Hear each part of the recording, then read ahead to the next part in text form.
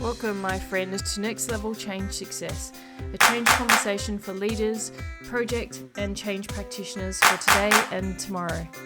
My name is Therese Perez of myvirtualchangemanager.com, and I'm an experienced change and project professional and people leader with many years of experience in the industry. I love business, and I love the people side of business especially. So nothing lights me up more than seeing people use change management, project management, and strong change leadership to engage, motivate, and inspire people, and ultimately transform organisations.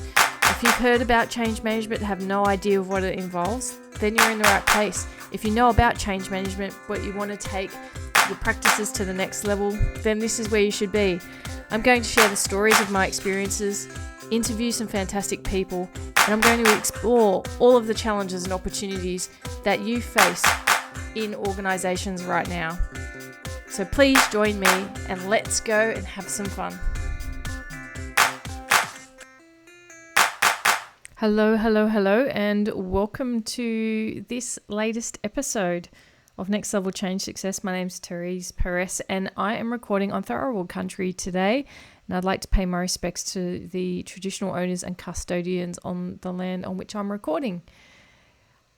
Today's topic, a controversial one, I am sure, but I'm going to give you my view on what it takes to be a great change practitioner and the traits, I guess, of good change managers. Now, if you're a change practitioner yourself, you'll probably have views on this, but certainly from my experience, from recruitment, from being obviously a change practitioner myself, seeing high-performing teams and what does it take. Some of these are in the context of the matching of an individual to the culture of the organisation. I think that's really important. But I want to talk more on an individual level about the importance of self-awareness for change managers, self-care, and also vulnerability and the power that it has. And I know that Brené Brown of recent has been really talking about this, or a couple of years ago probably now, really came to the fore around her research around vulnerability. But it had me reflect on my experiences as a change manager, but also a person, insofar as the type of work and the approach that I take and why it's effective, and why you also have to be a bit of a chameleon when you go into various organizations, which I think is the concept of self-awareness. So let's get into it. I'll take you through some concepts. So the first one is around self-awareness. And if we follow kind of the breadcrumb trail around self-awareness, and certainly in my early 20s to mid-20s, I was really conscious of who I was being at work, even though I was in my 20s. And, you know, when you're in your 20s, you tend to be quite eager. You've come out of university, you're very enthusiastic about life. In the workplace, you want to add value. You feel like you know a lot of things that maybe you don't know because you haven't had the life experiences, but you kind of run at that wall so that you can really get runs on the board and do well at your job. Certainly that was my experience of my 20s. Then you get into your 30s, you're a bit more seasoned. You understand that, it's a bit of a broken record, regardless of what workplace you go to, around some of the common issues. And by that time, I had started exploring and doing some self-development work, and that had really added value to my life, because what I was really looking at was my behavioural patterns, looking at my, repeated cycles in life and how I could change those. And it had me become more aware of human behaviour. And by exploring my own human behaviour, I became more conscious and aware of others' behaviour and the patterns that they ran. And that had me really detach from the, everything's about you concept, through to actually there's some things that have nothing to do with me. So the emotional reaction that people have to the communication that I put out there, and especially in the world of change, if you're thinking that you can always do a perfect job, then you are going to come unstuck time and time again. I realize that everyone has different emotional reactions to change, no matter how you communicate it. And certainly my aim was always to communicate it well, and that it wasn't about me. It was about potentially what was going on for those individuals. And then as you become more and more experienced and then you head into people leadership, you understand that even more. And the importance of having boundaries and making sure that you don't disempower people through the change process was something that I really came across when I was doing my self-development work and personal development work around ensuring that you don't play into a victim dynamic for people and can help them and support them to be empowered to make decisions, which is very critical when it comes to change, and especially if you're heading into change management regarding restructures. So important to think about those concepts, but the main thing is around your own self-awareness. And if you focus on yourself, learning more about yourself, you will always be a better change manager and change practitioner. You will also be able to influence behaviours better in a positive way and respectful way, not where you're looking to manipulate, but where you're actually looking to empower. And I think that's really, really important from a change perspective. And certainly that gives everyone a positive change experience if they're understanding that even in the most dire of circumstances that they're in a space of choice. If you're listening to this podcast and you've worked with me or come across my work, you will know that a lot of people often say to me in high pressure situations as well that I seem so calm and I tend to be able to handle conflict, antagonism, whatever it may be. Part of it is because of my sense of humor. I don't take anything too seriously. The other part is because from a self-awareness, personal development perspective, one of the key things has been around ensuring that I don't take on other people's stuff. Now, I'm not perfect in that sense. There are times, obviously, I am plugged in. There are people who would well and truly know that I vent and can offload. But in the actual moment, it's actually about diffusing situations, managing conflict, but ensuring people are heard. And oftentimes when people are heard and you then follow it up with action, then it builds trust. And I just think it's a foundation of respect.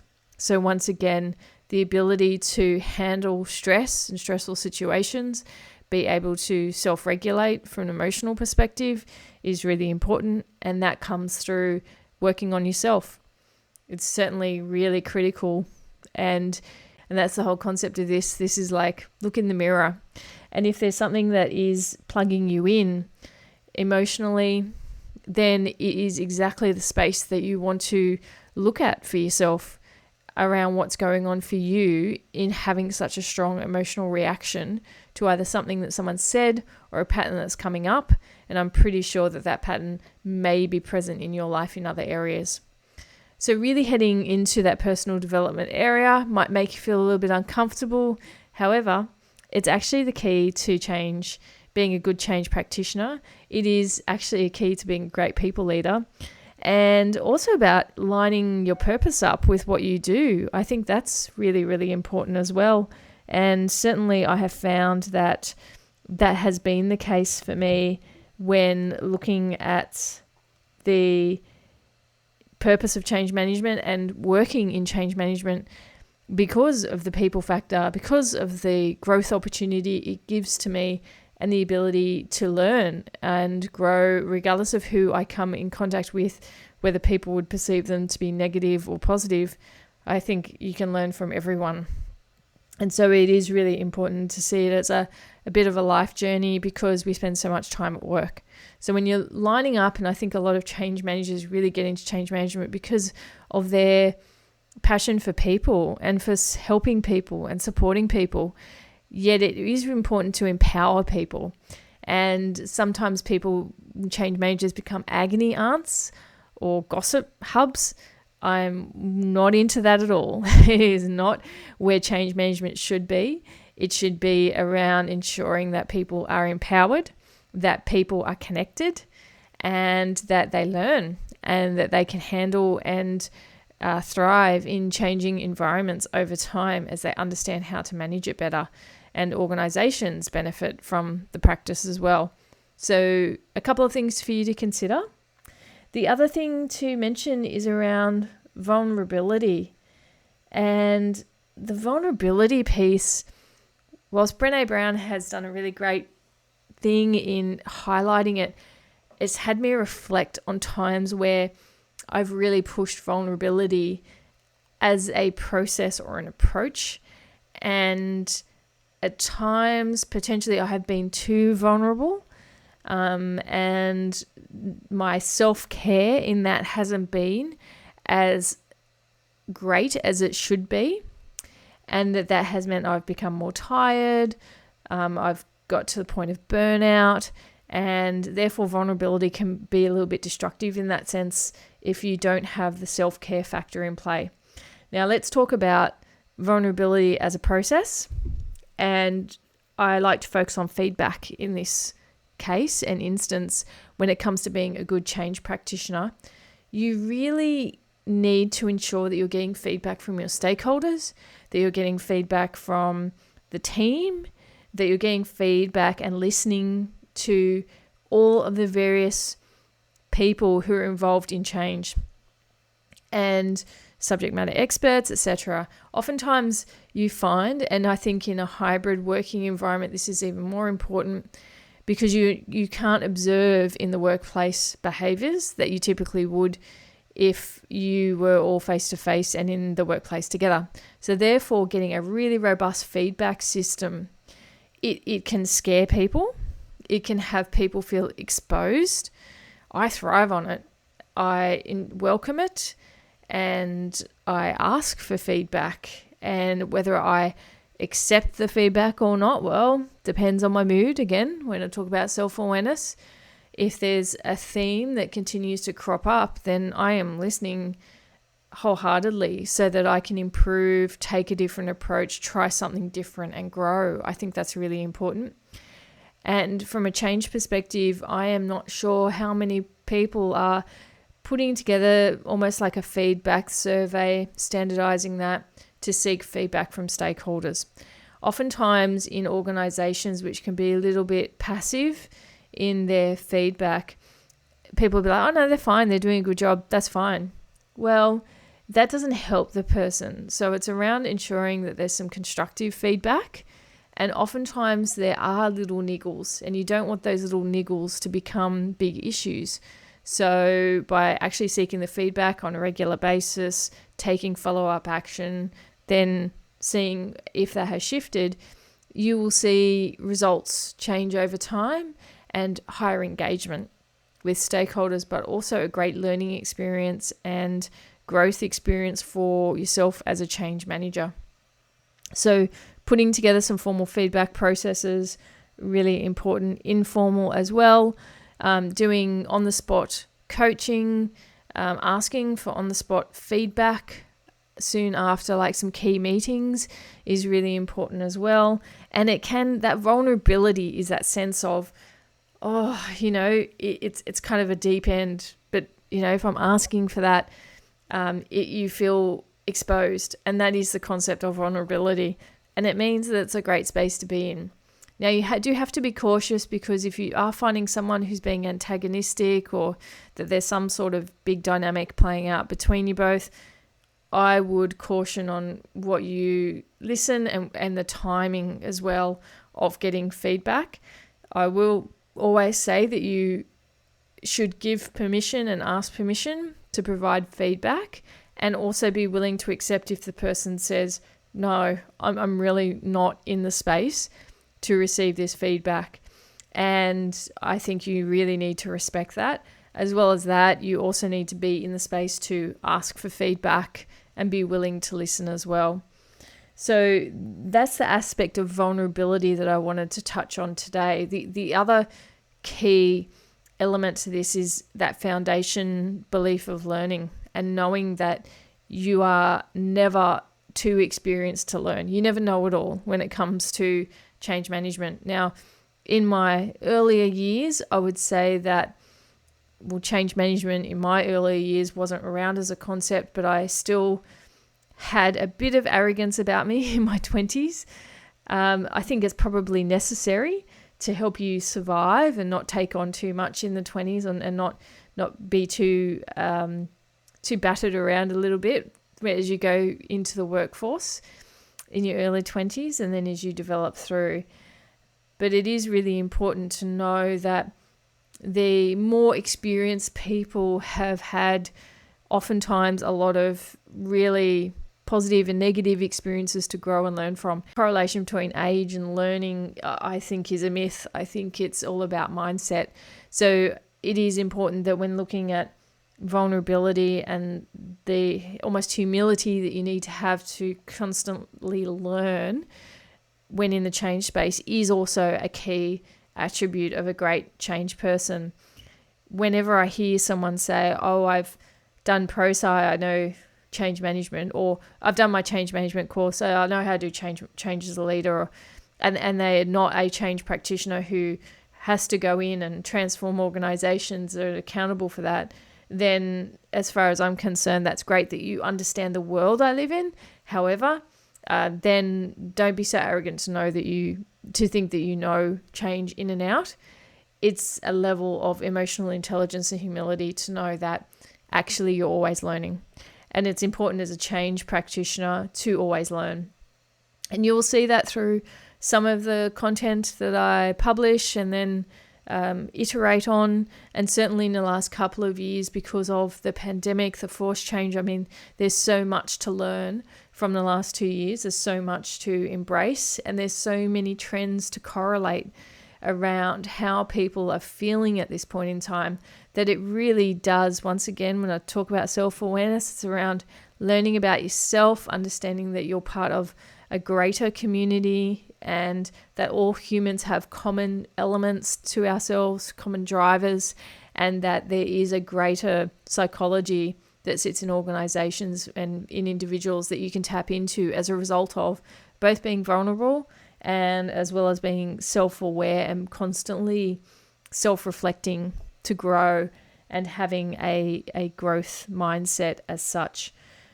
When I think about another area that vulnerability touches on, I just, when was reflecting on it, thought about the concept of beta testing, piloting. Always, I say hashtag everything is a beta test, because when you're in a change environment, you need to constantly evolve, adapt, try new things, see what works, see what doesn't work, make it safe from a psychologically safe place. And psychological safety is something that we'll look at in another episode. But it is important to fail fast, explore, learn, report, and you build on your experience. So it is important. And the area of customer experience, customer mapping, CX design teams would really relate to this concept around everything is a beta test. And it does have strong foundation, but it's a level of vulnerability that it brings. And it's that vulnerability which makes people feel uncomfortable because they're supposed to be experts. And what changes and CX people push for is that everything's a learning opportunity. So we'll do well, but we can always do better after we have put something into place. The teams and the people who understand that and the leaders who can create the space for that to happen are in the organizations who are thriving from a culture perspective, because people feel they have a sense of purpose, that they can try things, do new things, and that failure is reworked in a new belief system around progress. And so while some things may work and others may not, that they feel safe to try. And that is really, really critical. And there's a level, as I said, of vulnerability and deep end that has a sense about it from that perspective. So just a couple of things that I think and attributes that really create great change managers. And I think the third element would be resilience. And that really does come down to the self-care aspect from a change perspective. It is a difficult profession because you are buffeted by emotions. Certainly if you're working with frontline people, if you're working across organizations, you get the emotions that happen when change is put into play. You need to support leaders who are also going through possibly their emotional process. So while some and many people think about change as a great opportunity to work with people, I think the resilience required is often underestimated, and you do need to put some self-care tactics into play as a change practitioner, and to make sure that you're supporting other change practitioners to debrief when they need to take a break when they need to, and ensure that they don't become overwhelmed as people when working in these roles. I think it is really, really important. Mainly because oftentimes they are also the support people for others when it comes to the emotional spectrum that people go through. So 3 areas when it comes to being a great change practitioner. And you'll notice that I haven't talked about, the best change practitioners, a ProSci or COTA or other accreditations. It's not about necessarily the skill sets or frameworks that they apply. The differentiator when it comes to a good change manager or a good change practitioner is the maturity, the ability to support, the focus that people have, the results that they get. And that really comes from that being centered, being self-aware, being vulnerable, and also ensuring that they are resilient and set boundaries when it comes to being a change practitioner. I can give many examples of times where I have felt overwhelmed, where I haven't taken care of myself to my own detriment, and where it has meant that I've possibly let people down in the long term. And I know that they probably don't feel that way. However, that is something that as time has gone on and I have had more and more experience, and now coming up to a ridiculous amount of years experience in this area, that I'm just breaking the back of, really, when it comes to my approach. And that has been a long journey. And as I said, you're continually learning. So you're learning about yourself, you're learning about new approaches, you're learning about how you can do things better. And that's a lifelong journey. So I would encourage you, if you are a people-oriented person, if you do have some of these attributes or interests, is to explore these topics. They will put you in good stead when it comes to you being a great change practitioner. And just know that it's not always about the skill sets that you bring to the table. In fact, a lot of who you are is what happens and what gets delivered when it comes down to your change methodology and when it comes down to your change interventions. So you always have a bit of yourself in the change that you deliver for organizations. Just ensure that you're taking care of yourself through the process and always exploring the learning opportunities that you're given as a change practitioner. I hope you enjoyed today's episode, because it became really present to me to post this and talk about this, and it will be something that I continue to talk about as I talk about change approaches, and ensure that I will put some links to various resources on my website, myvirtualchangemanager.com. And I hope you have a wonderful day, and just remember that change matters because people matter. Thanks for listening.